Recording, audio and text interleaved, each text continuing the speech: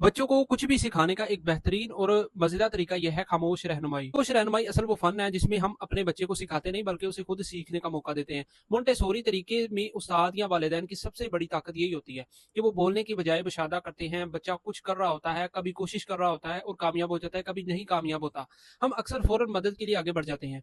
थोड़ी सोच कहती है ज़रा ठहरे देखें और बच्चे को खुद करने का मौका दें। जब हम खामोश रहनुमाई करते हैं तो बच्चा को ये एहसास हम दिला रहे होते हैं कि हम उस पर भरोसा करते हैं। मिसाल के तौर पर अगर बच्चा जूते बांधने की कोशिश कर रहा है तो हमें फ़ौरन आगे बढ़कर उसके लिए जूते बांधने की ज़रूरत नहीं है।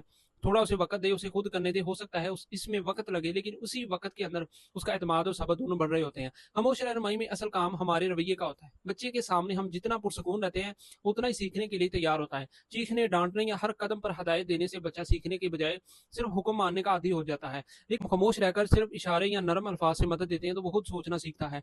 ये तरीका घर में भी इतना ही ज़रूरी है जितना स्कूल में है। अगर बच्चा पानी गिरा देता है तो फ़ौरन डाँटने की बजाय कपड़ा दे दें और उसे कहें चलो हम मिलकर साफ करते हैं। ये छोटा-सा अमल उसे ज़िम्मेदारी का एहसास दिलाता है।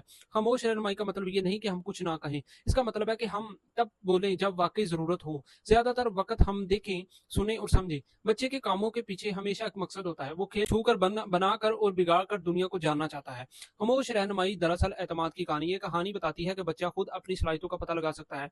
बस हमें उस पर यकीन रखना होगा। जब हम अपनी खामोशी में रहनुमाई का हुनर सीख लेते हैं तो हम ना सिर्फ बच्चे को बढ़ने देते हैं बल्कि खुद भी सब्र और समझदारी में आगे बढ़ते हैं। यही मोंटेसोरी का हुस्न है, कम बोलना, ज़्यादा देखना और दिल से समझना।